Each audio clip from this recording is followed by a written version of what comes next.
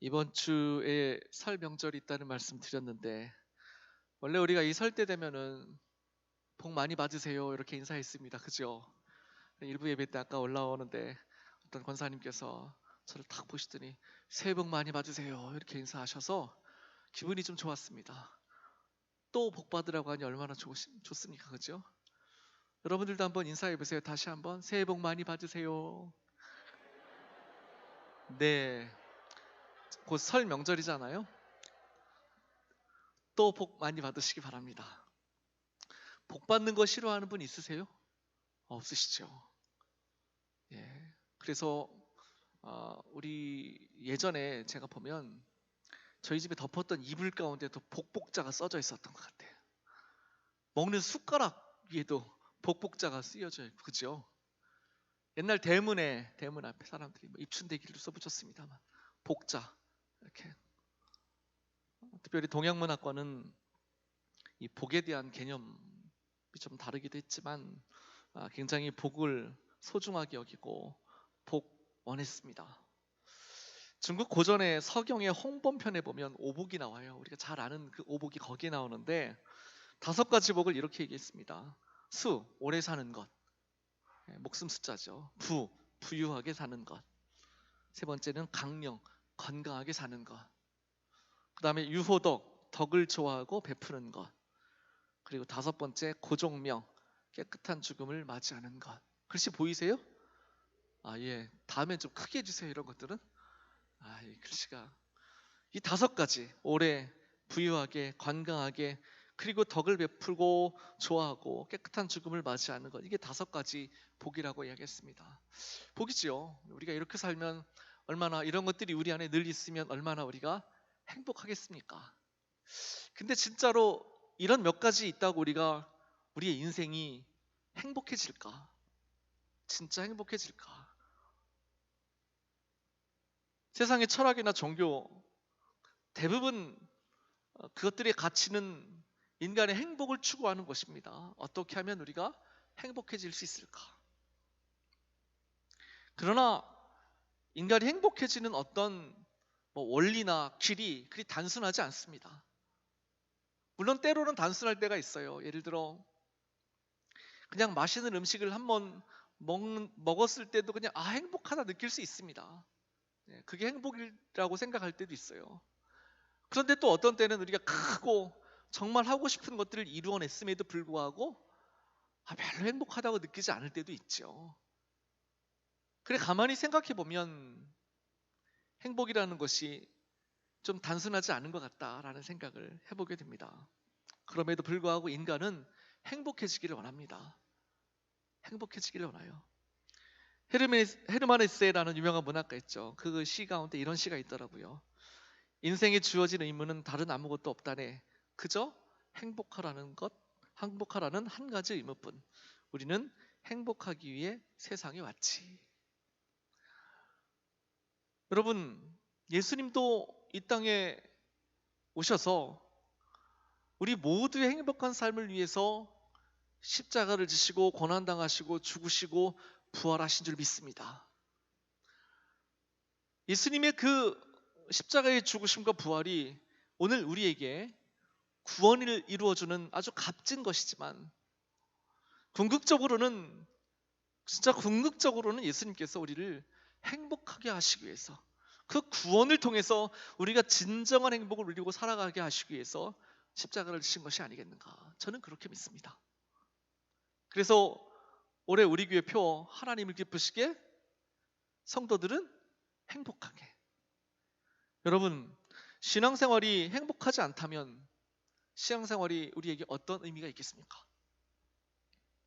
물론 그리스도인들에게 행복이란 어떤 조건을 만족시킴을 통해, 그러니까 우리의 어떤 노력과 성실함과 부지런함으로 인해 우리에게 찾아오는 감정적인 만족의 행복이 있을 수 있지만, 그러나 진짜 우리 그리스도인들에게 진정한 참된 행복은 하나님께서 우리에게 주실 때 가능하다는 것, 하나님께서 우리에게 베풀어 주시는 은혜를 통해 우리가 진정한 행복을 누릴 수 있다는 것, 이 전제를 우리가 잊지 말아야 하는 것입니다. 행복은 그래서 하나님으로부터 오는 것. 이 전제를 우리에게 만족시킬 수 있도록 우리를 안내하는 책이 저는 성경이다 이렇게 믿습니다. 성경. 그 성경책 안에서도 특별히 오늘부터 여러분들과 함께 나눌 이 산상수훈의 말씀, 마태복음 5장, 6장, 7장에 이르는 우리가 소위 말하는 산상수훈이라고 하는 말씀, 그 말씀을 잘 묵상해 보면 여러분, 결론적으로 성경의 모든 말씀들이 다 우리를 행복으로 인도하는 행복 지침서인 건 틀림없지만, 그 중에서 특별히 저는 이 산상수훈의 말씀이 우리에게 바른 행복의 길을 가르쳐주는 말씀이다, 전 이렇게 믿고 여러분들과 함께 이 말씀을 나누고자 하는 것입니다.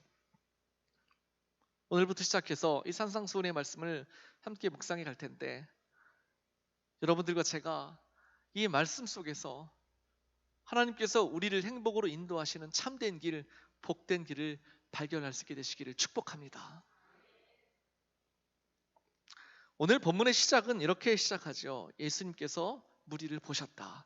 예수께서 무리를 보시고, 예수님께서 시선을 두고 보신 무리들이 있습니다. 그 무리들이 누구일까? 이 산상수훈의 귀하고 복된 말씀들을 오늘 누구를 향해서 주시고 계신 것일까? 이거죠. 예수님의 눈이 지금 응시하고 있는 것이 그 말씀을 들어야 할 대상들인 것입니다. 먼저 그 성경에 나오는 그 자리에 있었던 무리들이 누군가에 대해서 우리가 생각해 볼 필요가 있겠죠. 이 5장을 시작하기 전에 이 4장까지의 말씀을 우리가 살펴보면 예수님께서 이제 본격적으로 갈릴리에서 공생의 사역을 시작하십니다. 제자들을 부르시고 예수님께서 회당 이곳저곳을 다니시면서 말씀을 가르치시고 천국 복음을 전파하시고, 그리고 모든 병과 약한 것을 고치셨다. 마태복음 4장 23절에 그렇게 말씀하고 있습니다. 가르치시고 천국 복음을 전파하시고 약한 것들을 고치시고 치유하시는 사역을 하십니다. 그래서 이 사역들이, 이 이야기들이 주변에 있는 많은 사람들에게 이제 퍼지게 됩니다. 인근 각처에서 예수님의 이 소문을 듣고 예수님 앞으로 나오는 사람들이 있었습니다. 그 중에 대표적인 사람들은요, 병든 사람들이었습니다. 질병에 시달리는 사람들, 혹은 귀신 들린 사람들, 간질에 걸린 사람들. 그래서 그 지역, 갈릴리와 그 인근 지역에서 많은 사람들이, 성경의 표현대로 하자면 허다한 무리들이 예수님을 쫓기 시작했습니다. 예수님을 만나보고 싶어 합니다. 오늘 예수님을 따라 그 자리에 와서 앉아있던 사람들 중에 많은 사람들은 바로 그런 사람들이었다는 것입니다. 예수님으로부터 어떤 도움을 받기를 원하는 사람들, 육체적인 질병이나 혹은 그들의 심령 안에 있는 여러 가지 어렵고 힘든 부분들을 예수님의 말씀을 듣고 예수님의 여러 가지 삶을 통해서, 예수님께서 하시는 어떤 행동들을 통해서 회복되기를 원하는 사람들, 그래서 예수님을 따라왔던 사람들입니다. 뿐만 아니라 예수님께서 그때부터 천국 복음을 선포하셨습니다. 이 천국에 관한 복음의 말씀들을 듣고 진정한 하나님 나라 백성이 되기를 원했던 사람들, 이 사람들이 예수님을 따라왔습니다. 예수님을 만나고 그 자리에 와서 앉아 있었던 것입니다. 그리고 예수님은 그들에게 행복의 원리, 진정한 복의 원리에 대해서, 복을 누리는 방법에 대해서 말씀하고 있었던 것입니다. 그렇게 본다면 여러분, 오늘 이 예수님의 말씀을 진짜로 들어야 될 사람들이 누군가 우리가 좀 생각해 볼 수 있죠. 우선은 예수님의 구원의 손길, 도움의 손길이 필요한 사람들, 예수님은 그들에게 말씀하고 계신 것입니다. 앞서 말씀드린 대로 예수님을 찾아왔던 사람들 중에는 각종 질병에 시달리는 사람들, 또 마음이 허전하고 외롭고 심지어는 귀신 들렸다고 표현되어지는 그런 사람들이 예수님을 찾아왔습니다. 여러 가지 삶의 어려운 문제들로 인해서 자신이 불행하다고 생각하는 사람들, 예수님은 그런 사람들을 초청하고 계신 것입니다. 여러분들 어떻게 지금 예수님을 믿게 되어서 이 자리에 앉아 계십니까? 뭐 여러 가지 상황과 환경 속에 주님을 만나는 과정들이 있으셨겠지요. 그런데 잘 생각해 보면 어찌되었건 여러분들도 주님이 필요하셨기 때문에, 주님의 도움의 손길이 필요했기 때문에, 또 그 이면에는 나는 뭔가 부족하고 나는 뭔가 좀 불행해, 이런 마음이 우리에게 있었기 때문에 아마 주님을 만나기 위해서 이 자리에 오셨을 것입니다. 그렇다면 여러분, 그 이후에 여러분들이 주님을 만나고 주님의 말씀을 들으면서 진짜 행복의 길을 발견하셨습니까? 물론 여러분 지금 대답은 크게 안 하셨을지 모르지만 저는 그런 분들이 여기 지금 많이 계시다는 사실을 압니다. 그리고 실제로 우리가 이제 진짜 그런 주님의 도움이, 주님의 터치가, 주님의 은혜가 필요한 그런 분들이 우리 하나님의 교회로 많이 나오기를 간절히 소망합니다. 그래서 그들이 진짜 예수님의 도움의 손길을 통해 진정한 행복을 만나기를 간절히 바랍니다. 뿐만 아니라 이 산상수훈의 말씀은 사실 그 자리에 부르신 제자들도 함께 있었죠. 제가 이 말씀을 가만히, 저는 이미 이 말씀을 여러 차례 묵상해보고 또 공부해보았습니다만, 이 말씀을 한 구절 한 구절 우리가 함께 생각해보고 묵상해보고 공부해보면, 이 말씀은 예수님을 구주로 영접한, 예수님을 따르는 그리스도인들, 그 자리에 있었던 예수님의 제자들을 비롯한 많은 그리스도인들에게 주신 말씀이 틀림없다라는 생각을 하게 됩니다. 그러니까 이 하나님에 대해서, 예수님에 대해서 조금이라도 좀 알고 있는 사람들이 더 이 말씀을 깊이 읽고 묵상했을 때 더 큰 깨달음이 있게 된다는 것입니다. 12제자뿐 아니라 오늘 이 자리에는 예수님을 따랐던 많은, 예수님을 구주로 영접했던 많은 사람들이 있었을 것입니다. 그래서 사실 이 산상수훈의 말씀이 누구에게 필요한가라고 질문하면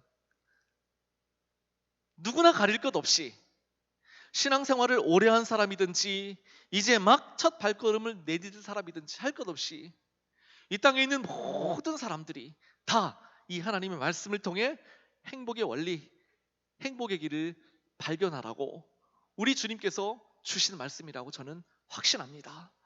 그래서 여러분들과 함께 앞으로 이 말씀을 좀 몇 주 동안 함께 나눠볼 생각을 가지고 이 말씀을 준비했습니다. 이 땅에 사는 많은 사람들, 빈부나 지위고하를 막론하고 인종이나 민족을 막론하고 주님의 도움의 손길, 주님의 은혜, 주님의 말씀으로 말미암은 행복의 길 필요하지 않은 사람이 어디 있습니까? 여러분들 중에 필요하지 않은 분들 계십니까? 아무도 없습니다. 그러므로 여러분, 예수님께서 그렇게 말씀하셨어요. 아니, 성경이 우리에게 이렇게 말씀하셨습니다. 요한계시록 21장 6절 말씀에 보면 또 내게 말씀하시되 이루었도다. 나는 알파와 오메가요 처음과 나중이라. 내가 생명수 샘물로 목마른 자에게 값없이 주리니. 우리 하나님께서는 목마른 자들에게 이 말씀을 값없이 주시기를 원하시는 것입니다.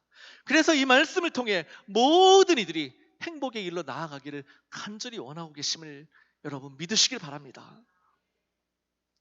이 말씀 한 구절 한 구절 여러분들과 함께 좀 나눠보겠습니다. 먼저 예수님께서 이 말씀을 하시면서 산에 올라가 앉으셔서 말씀하셨다, 이런 구절이 있죠. 1절에 산에 올라가 앉으시리. 예수님은 산에 올라가셔서 이 행복의 말씀을 전하셨는데 왜 예수님은 산에 올라가셔서 이 말씀을 전하셨을까? 그런 묵상을 해보았습니다. 아니, 푸른 들판에 더 많은 사람들을 모아놓고도 말씀하실 수도 있지 않으셨을까, 이런 생각이죠. 그런데 여러분, 성경을 공부하다 보면 산은 특별한 의미가 있습니다.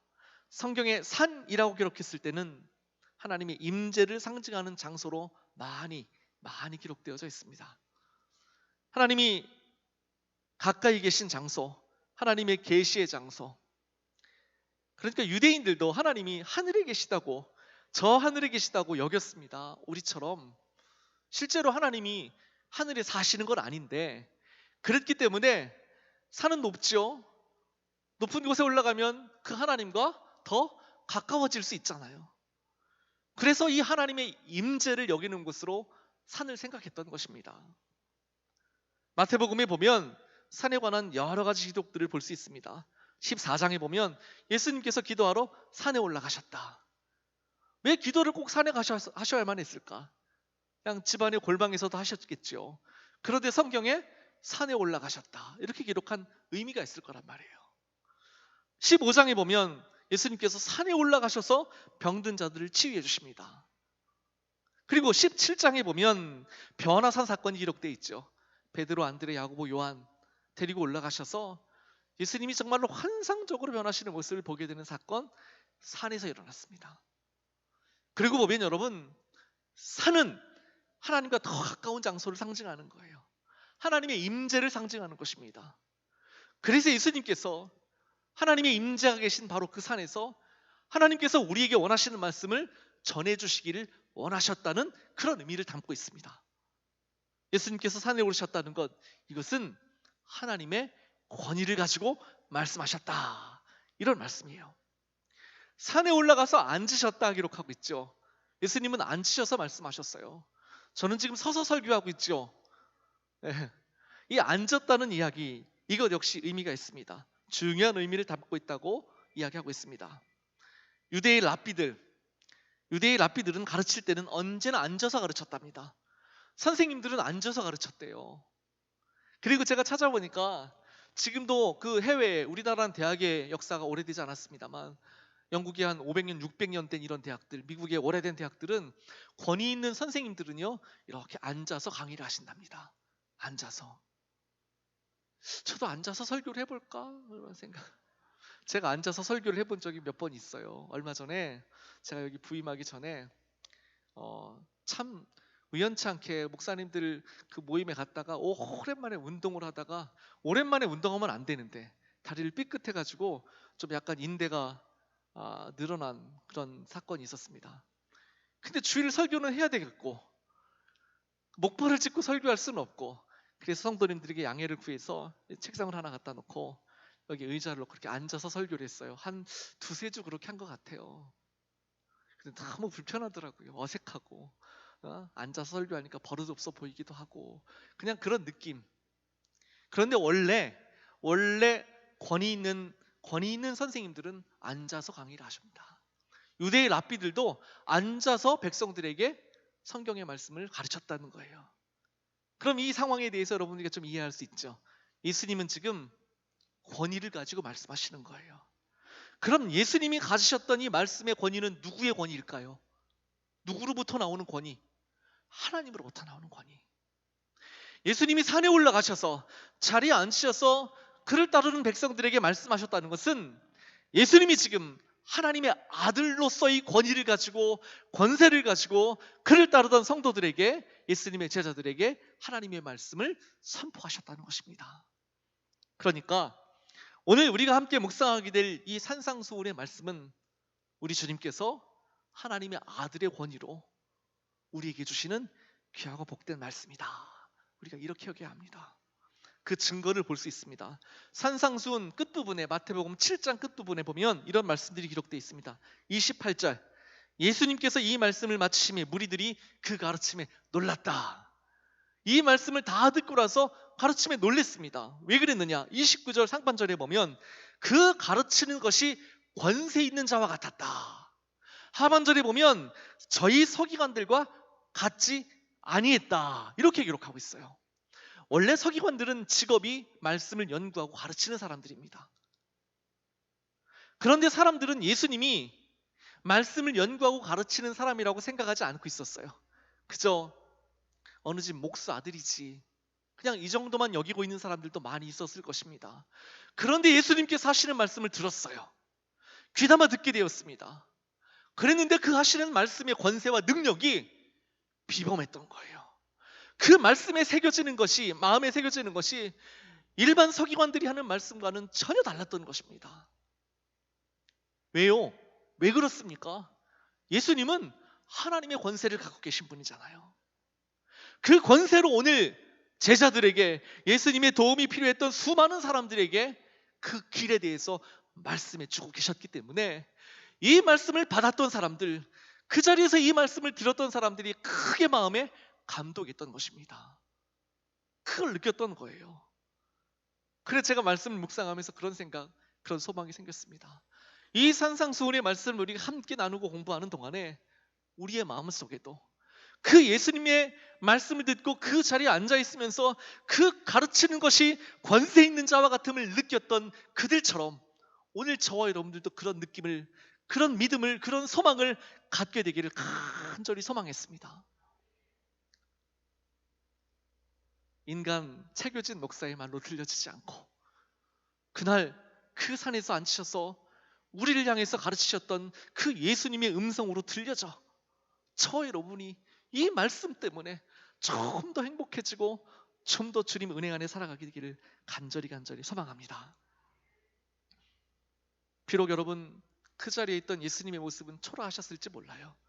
입은 옷이나 그분의 생김새는 남루하고 초라하셨을지 모르지만 그분이 선포하시는 말씀은, 오늘 이 하나님의 말씀은 권세 있게 그들에게 다가왔어요. 여러분, 여러분에게 날마다 들려주시는 이 하나님의 말씀이 이런 권세 있는 말씀으로 다가오기를 정말로 간절히 소망합니다. 신약 성경 곳곳에서 이후에도 예수님의 말씀을 들은 수많은 사람들이 이 말씀을 통해서 그들의 인생이 변화되어졌습니다. 예수님을 따라왔던 삭개오, 니고데모, 그리고 수가성에서 만난 사마리아 여인, 이 수많은 사람들이 예수님의 입술에서 선포되어지는 말씀이 그들 마음속에 새겨지고 그들 가슴에 새겨져서 그들의 인생이 완전히 변화되어져 이전보다 훨씬 더 행복한 인생을 살게 된 줄 여러분 믿으시길 바랍니다. 진짜 행복하고 싶으시다면, 참된 행복을 누리고 싶으시다면, 이전에도 그러셨겠지만 다시 한번 오늘부터 우리가 함께 나누는 이 말씀을 통해 우리가 행복의 양식을 먹게 되기를 소망합니다. 예레미야 선지자는 그렇게 표현했어요. 내가 말씀을 먹었사오니. 예레미야 15장 16절 보면 말씀을 먹어요. 우리가 맛있는 음식을 먹고 진짜 행복을 누리듯이, 진짜 행복이 아닌지 모르지만 행복을 잠깐 누리듯이 하나님 말씀을 먹고 행복해지길 바랍니다. 그래서 예레미야 선지자는 이렇게 고백합니다. 주의 말씀은 내게 기쁨과 내 마음의 즐거움이오니. 사랑하는 성도 여러분, 이 말씀이 저와 여러분들의 삶에 진정한 즐거움이 되고 행복이 되는 날들이 매일매일 매주일 반복될 수 있기를 간절히 바랍니다. 이 산상수훈의 말씀이 그래서 우리에게 정말 중요한 말씀이다. 꼭 필요한 말씀이다. 어떤 말씀도 우리에게 다 필요하지만, 그래서 특별히 제가 이제 한 달 지나고 본격적으로 여러분들과 하나님 말씀을 통해서 만나는 이제 앞으로 순간순간들을 이 산상수훈의 말씀으로 시작하려고 하는 제 마음속의 결단과 다짐이 여기 있습니다. 산상수훈 가운데 맨 앞부분에 나오는 말씀, 우리가 읽은 말씀을 우리 뭐라고 얘기하냐면 팔복, 이렇게 얘기하죠. 8가지 복이라고 해서 팔복. 이 팔복에는 우리가 명심해야 될 진리가 담겨져 있습니다. 우리가 앞서 잠깐 읽어봤습니다만 어떤 사람이 복이 있다고 이렇게 말씀하고 있는 이 앞부분의 전제가 이 8가지를 잘 살펴보면 그것은 바로 예수님의 성품, 예수님의 인격에 관한 말씀이라는 거예요. 다시 말씀드리면 이 8가지의 복, 우리가 누리고 살아가고 싶다면 예수님을 따르는 성도, 제자의 삶을 온전하게 실천해 나가는 것인데, 그것은 예수님의 성품과 인격을 닮아가는 것입니다. 거듭난 사람, 하나님 주시는 새 생명을 가지고 하나님의 자녀로 태어난 사람만이 예수님을 닮아갈 수 있습니다. 예수님을 우리의 마음속에 품고 살아가야 예수님의 성품이 나의 성품이 되고 예수님의 인격이 나의 인격이 되어져서 우리가 진정으로 주님 안에 행복을 누릴 수 있는 사람이 될 수 있다는 것입니다. 제가 지금 드리는 말씀은 이 8가지 복을 세세하게 살펴보기 전에 전제로 드리는 말씀이에요. 여러분, 많은 사람들은요, 결국 많은 사람들이 복이라는 것이 어떤, 우리가 앞에서 살펴보았습니다만 오복에 대해서도 잠깐 나눴습니다만 우리에게 어떤 소유가 주어졌을 때 진짜 행복할 것이라고 믿는 사람들이 많잖아요. 현세적인, 물론 그것도 우리에게 필요합니다만 정말 주님께서 원하시는 것은 우리가 예수님을 닮아감으로 하나님 나라 진정한 백성이 됨으로 진정한 하나님 주시는 행복을 맛보고 살아가는 것입니다. 근데 그런 변화는 어디서부터 나타나냐면 우리의 성품과 인격의 변화로부터 나타나고 있다는 것을 지금 말씀하고 있는 것입니다. 여러분, 그런 거 아십니까?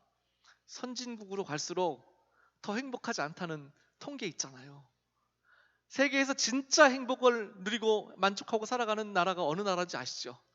네팔, 방글라데시. 여러분 네팔 혹시 가보신 분 계세요? 네팔 없으시군요. 저는 네팔을 여러 차례 갔다 왔습니다. 저는 네팔 선교사 제1년 후배가 있는데 굉장히 그동안 친하게 지내고 네팔 여러 차례 갔다 왔는데 네팔은 진짜 못 삽니다. 정말 가난한 나라입니다. 근데 네팔 사람들은 행복하대요. 근데 그게 진짜 복음으로 인한 행복이었으면 참 좋았을 텐데 그것이 아니라 정말 안타까워요. 우상과 미신을 섬기면서 그들의 생각 그거예요. 지금 내가 살아가고 이 현실도 신이 준 거기 때문에 그냥 만족한다. 그래서 난 행복한다. 좀 안타깝지만. 그런데 제가 드리고 싶은 말씀은 반면에 우리나라와 뭐 여러 선진국들이 나라가 잘 살고 풍요로워졌지만 진짜 행복을 누리느냐 이거예요. 그렇지 않죠. 선진국일수록 여러분 아스피린이나 진통제가 많이 팔린대요. 선진국일수록 우울증 약이 많이 팔린답니다. 행복하지 않다는 거예요. 많이 가지고 있지만 많은 것을 누리고 살지만 진짜 행복하지 못한 것입니다. 우리나라도 이제 선진국이라고 이야기하지 않습니까? 여러분 50년 전에 30년 전에 비하면 얼마나 우리가 잘 살게 되었습니까? 그런데 그럼에도 불구하고 우리나라가 전 세계 자살률 1위예요. 행복하지 않다는 얘기예요. 이 행복하지 않은 우리 주변의 수많은 사람들 우리가 어떻게 그들을 행복하게 만들 수 있을까? 하나님 앞으로 인도해서 하나님 말씀을 통해 하나님께서 주시는 참된 행복의 길을 그들이 깨닫게 됨을 통해서 그들을 행복하게 만들어야 되는 것입니다. 그러기 위해선 우리가 먼저 행복해야 돼요. 저 여러분이 하나님 말씀 속에 진정한 행복을 누릴 수 있어야 우리가 나가서 내가 행복하니 당신도 함께 나와 행복하자 이렇게 말씀할 수 있지 않겠느냐는 것입니다. 여러분 어디 음식점에 가서 맛있으면 사람들에게 전도하잖아요. 야, 그 집 진짜 맛있더라. 나랑 같이 한번 가자. 신앙생활하면서 진짜 행복해야 나랑 같이 행복을 누려보자. 그래 교회로 초청할 수 있는 거 아니냐고요. 아유, 교회 갔다니 지긋지긋해. 힘들어. 맨날 봉사해야 되고 청소하라고 그러고 주방에서 밥하라고 그러고 그런 마음이 들면 우리가 행복하겠냐고요. 사랑하는 성도 여러분, 진정한 행복은 여기 있습니다. 예수님을 마음의 왕으로 모시고 그분의 성품을 닮아가기를 애쓰는 사람, 하나님께서 주시는 참된 행복, 영원히 사라지지 않는 행복을 맛볼 수 있게 되는 것입니다. 예수님을 닮으면 닮을수록 행복의 순도가 높아집니다. 그 농도는 더 진해집니다. 예수님이야말로 참된 행복의 원천이십니다. 모리스 마테링크라는 사람이 쓴 파랑새라는 드라마가 있대요. 책에 나오는 이야기입니다. 그 드라마는 막달라 마리아가 주인공이랍니다. 성경에 나오는 막달라 마리아. 그녀가 어떤 사람이었는지 우리는 잘 알고 있습니다. 성경에 기록되어 있죠. 쓰레기나 걸레 조각처럼 천한 인간이었습니다. 귀신 들렸던 사람이었습니다. 파산한 사람이었습니다. 신분상 죄인이었고 또 어떤 성경에 보면 그런 창녀였을지도 모른다라는 생각을 갖게 됩니다. 그런데 어떻게 이런 사람이 행복을 이야기할 수 있겠습니까? 이런 사람에게 무슨 소망이 있겠습니까? 그런데 그 드라마에 보면 그 막달라 마리아가 행복에 겨워 다음과 같은 고백을 하고 있답니다. 예수님은 내가 전에 알지 못한 행복을 가져다 주셨습니다. 그리고 예수님을 가까이 하는 모든 사람들은 잠에서 깨어난 어린아이처럼 행복해질 수 있답니다. 참 아름다운 고백이지 않습니까? 예수님을 만나면 잠에서 막 깨어난 어린아이처럼 진짜 행복해질 수 있답니다. 여러분 행복하십니까? 행복하길 원하십니까? 그렇다면 우리가 진짜 예수님을 한번 만나보시자고요. 예수님의 말씀을 통해서 예수님께서 간절히 우리에게 주시는 이 말씀을 통해서 진정한 행복을 다시 한번 경험하게 되시는 우리 청량교회 성도님들이 되시길 주님의 이름으로 축원합니다. 오늘 말씀을 한번 붙들고 기도하기를 원합니다. 하나님께서 우리에게 주시는 참된 행복을 누리기를 소망합니다. 진정 예수 그리스도로 말미암아 행복하게 도와주시옵소서. 먼저 이렇게 기도하고 오늘 특별히 여러분들에게 기도 부탁드릴 것이 있습니다. 우리 교회에 환우들이 많이 계십니다. 환우들을 위해서 기도해 주시고 또 몸이 불편한 어르신들도 많이 계신데 위에서 기도해 주시되 특별히 부탁드리는 것은 우리 교회 박호재 안수 집사님, 이윤 권사님 아들 박세동이라는 청년이 있습니다. 올해 38살인데 그동안 몸에 지병이 있는 것을 잘 몰랐던 것 같습니다. 갑자기 쓰러지고 의식을 잃어서 지금 며칠째 회복되지 못하고 있는 상태에 있습니다.